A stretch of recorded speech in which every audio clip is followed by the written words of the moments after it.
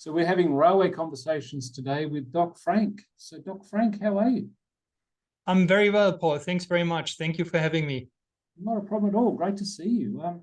So firstly, what is your business and what do you do? I am an independent consultant and trainer for a particular niche in the railway industry, which is signaling, especially modern signaling, contemporary advanced signaling technologies. And I have quite a strong position in the marketplace. I'm quite well known, and it's going okay. I can't complain. I complain. Good, good. And are you based across Australia or across the world, or how far do you reach?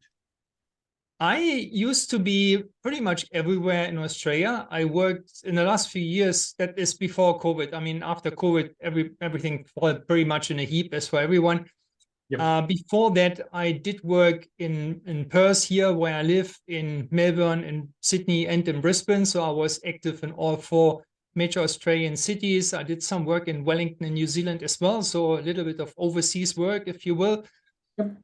And and my training courses are, well, started off in Australia, but ever since I took them, what I call live online via video conferencing, I started having students from Europe as well, from other countries between Australia and Europe. And I'm currently working on a more global reach to get rid of these time zone differences with online courses, but we will probably come to that later on. Yeah, absolutely. And you mentioned COVID, and it has been or still continues to be a pretty horrific time for a lot of business owners and a lot of people around the world. In the moving into the post-COVID era, what are some of the things that have changed for you since COVID kicked in? I think the main thing for me after COVID, if I consider this time now after COVID, which is not quite correct because it keeps flaring up once in a while, but things have changed considerably with regards to sitting in an office versus doing work from home. So these days I work exclusively from home. I don't have any ongoing office arrangements where I go into a client's office as I used to do in previous years. That's not happening anymore. I haven't been on a business trip for 2.5 years, more than 2.5 years. And everything is basically run from home. The training courses that used to be classroom trainings in cities like Sydney and Melbourne, they are now exclusively live online, and in future even online, purely online courses where I'm sitting in front of a camera rather than standing in a classroom after a 5-hour flight from the West Coast to the East Coast. And the main thing for me really was mentally. I had to shake this whole thing off, this whole COVID and all the other craziness that went along with it. That put me in a little bit of a hole, and getting out of there mentally and basically starting to play offense again. That was, to me, the biggest change that has led me out of this COVID era, if you will.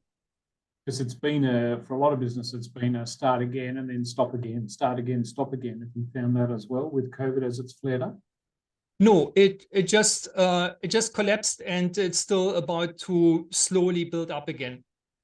I had a few very good years preceding COVID, and then during COVID or at the beginning of COVID, coincidentally, there were a few of my contracts that came to an end and were not extended because of COVID and my inability to travel to the East Coast on a regular basis. I was flying over there quite frequently, and that stopped immediately. Same with training courses on the East Coast, that also went down to zero. So the drop in business volume was enormous. So I think when we talked about JobKeeper and the requirements for being eligible for that, and they said something like if the business dropped by 30% or more, I was just laughing at that. I had probably 3 times that.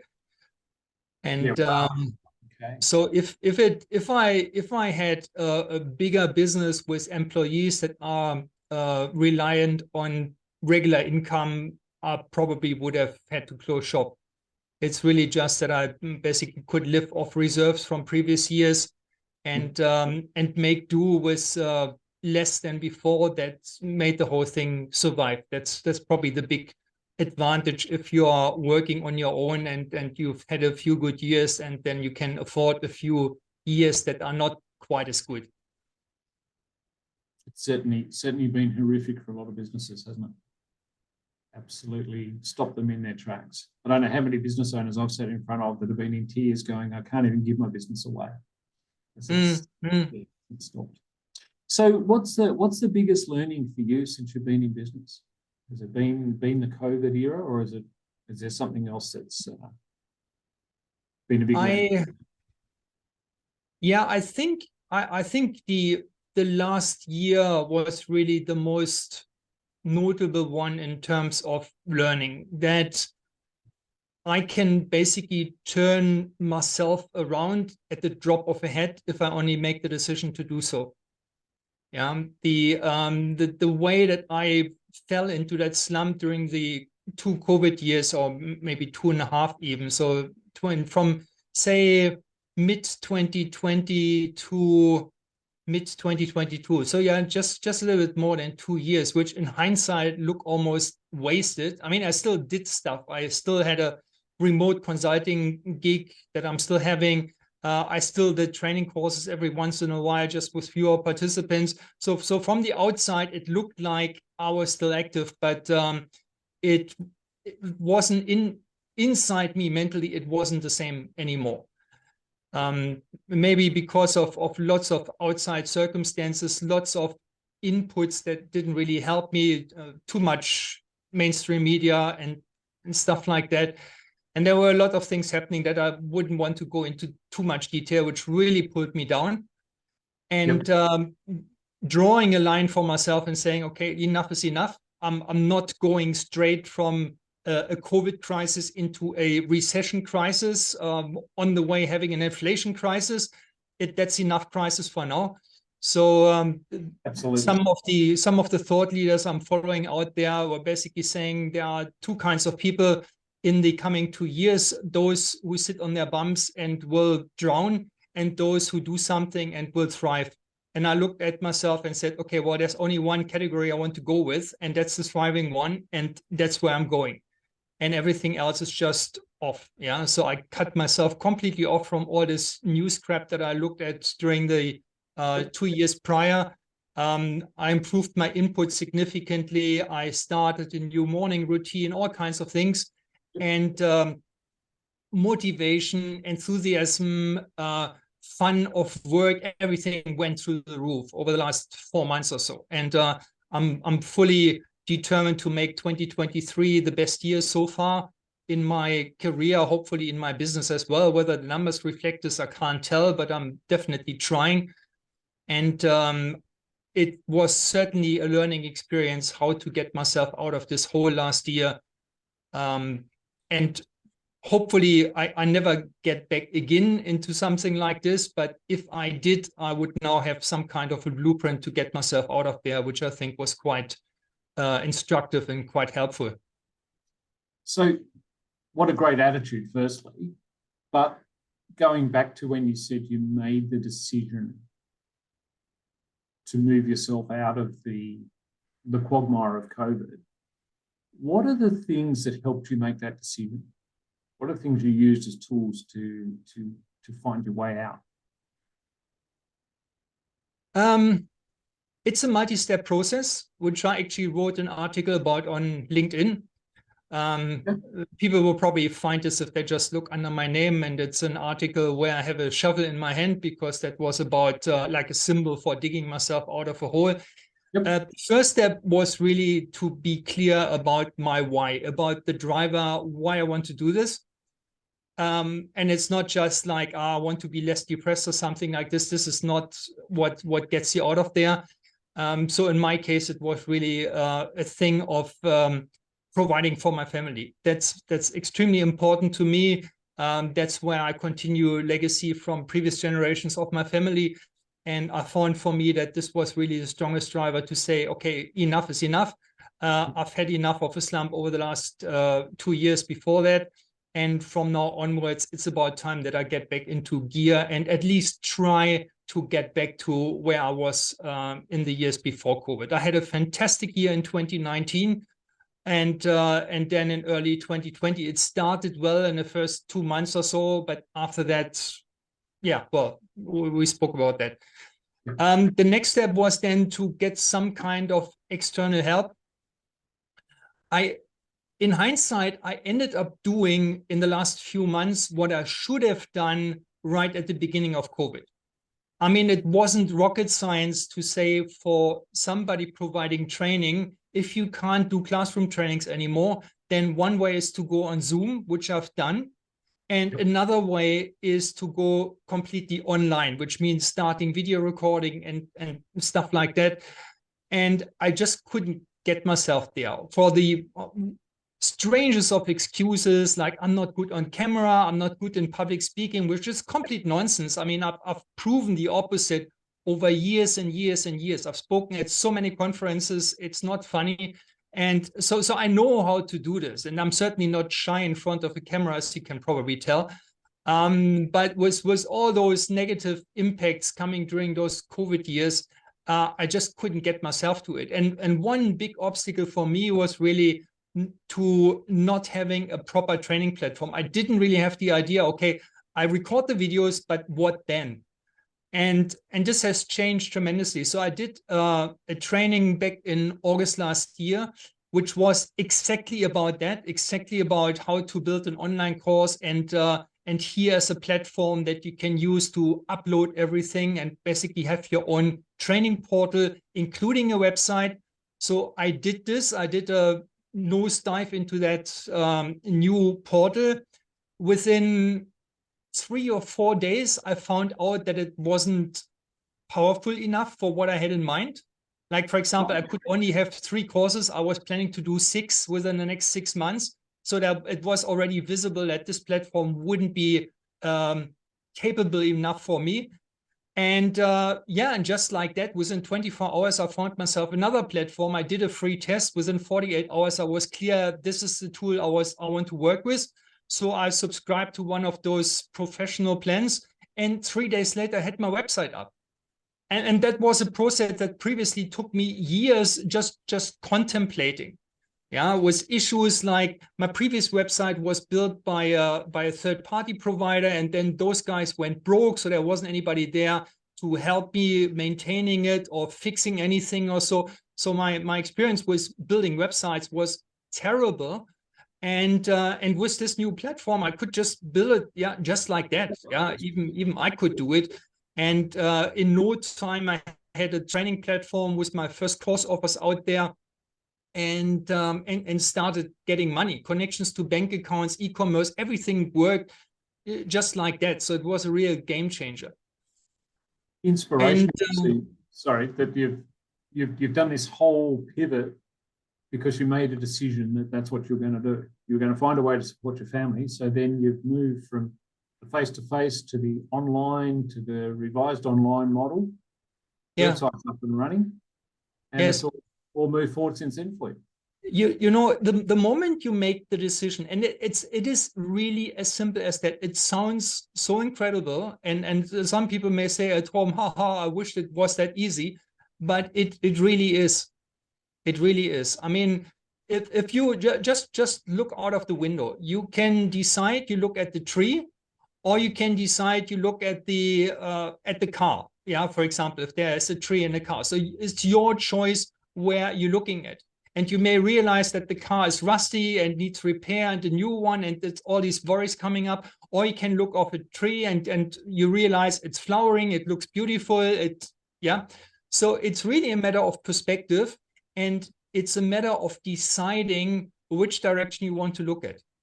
Yeah. So for example, start of my new morning routine, I started off with reading a book, and then I just made the decision to implement what was recommended in the book. Yeah, the book, in case you may ask, was the 5 a.m. Club from Robin Sharma. Oh, yes. So I started getting up at 5 o'clock in the morning. How do you do that? You make the decision to put your alarm at 5 o'clock in the morning, And when the alarm goes off, you make the decision that you don't hit the snooze button, but you get your backside out of bed. And then you're upright. And then the next step is that you start moving, do some exercises, take a cold shower, whatever. And it works. And I think now I'm at day 114 of that morning routine without a single fail of getting up at 5 a.m. in the morning, or these days even a little bit earlier. I set my own time, which is 4:44, because I just found it funny. But and it's a decision. It's my decision every morning whether I want to stay in bed or whether I want to get up and get on with my day. And it's a huge difference, because if you win that first battle of the day, if you will, and then you win the next one, that like you're doing some kind of exercise, even if you don't feel like it, and then you win the next battle that you go under the shower and you have some cold water on your body, even though the body is screaming, would much rather have warm water.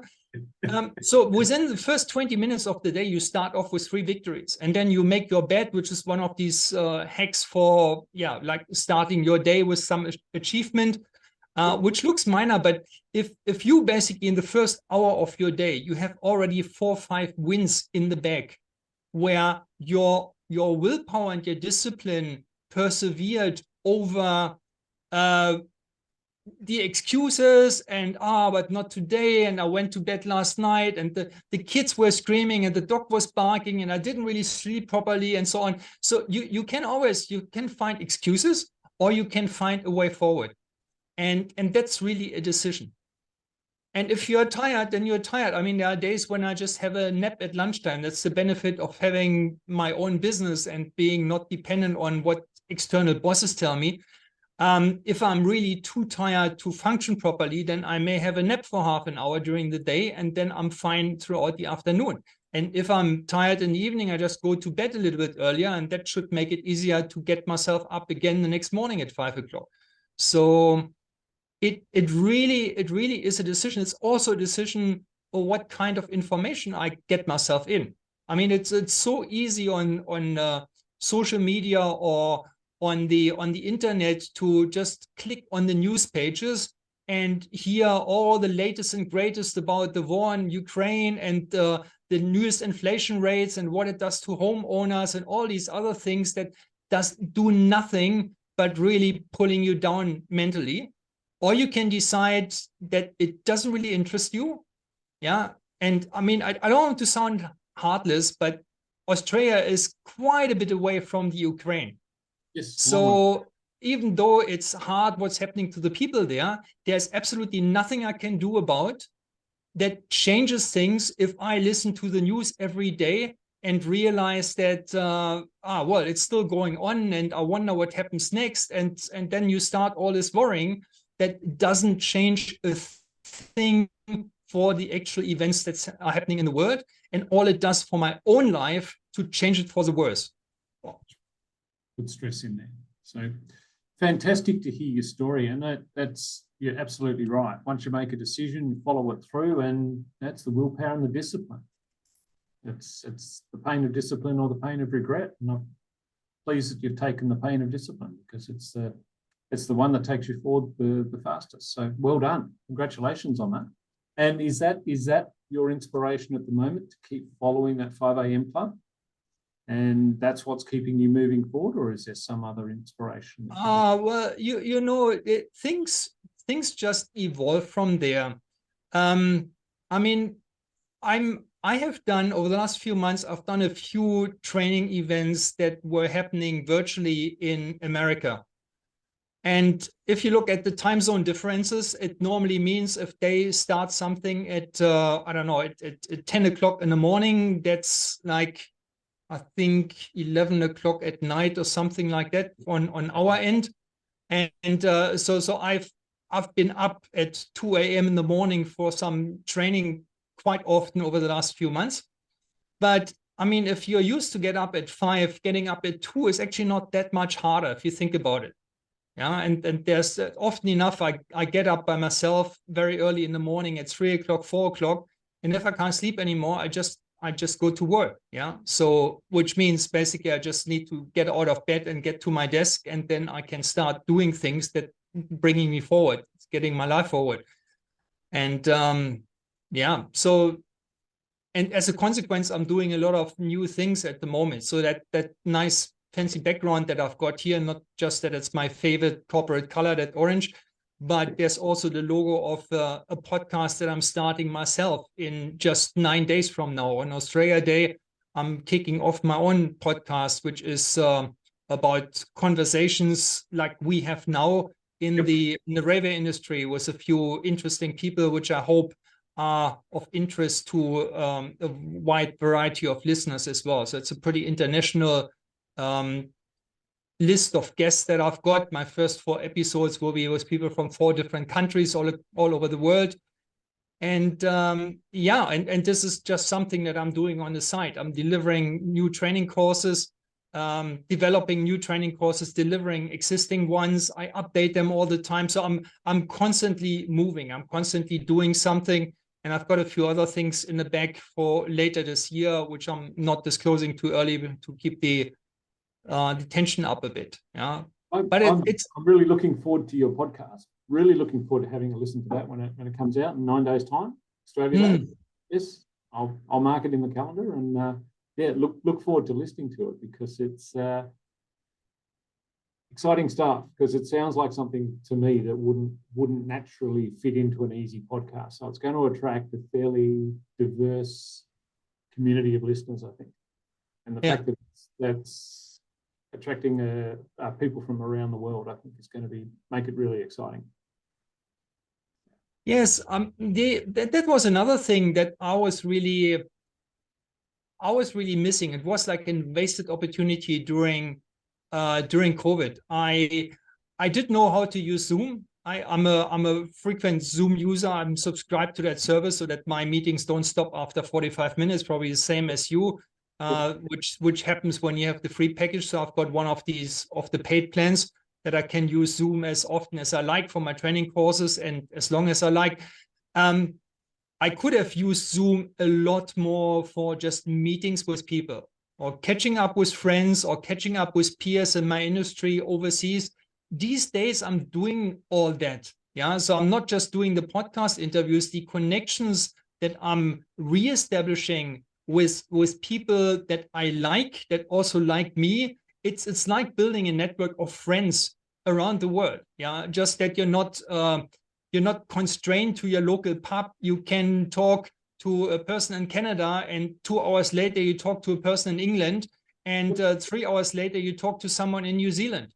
Yeah, and for tomorrow you've got somebody from Denmark on the line, and then there's somebody from Italy, and it's amazing. With Zoom, and they can all talk together. Yeah, I mean, with Zoom, you're basically connected with the world, and catching up with good friends after such a long time. I ended the call and I thought, I've been an idiot that I haven't done that for the 2 years prior, because that would have taken me out of my hole a lot earlier. Yeah, just having these human connections, not just sitting at home in your own little bubble with your wife and your dogs. That would have been a game changer.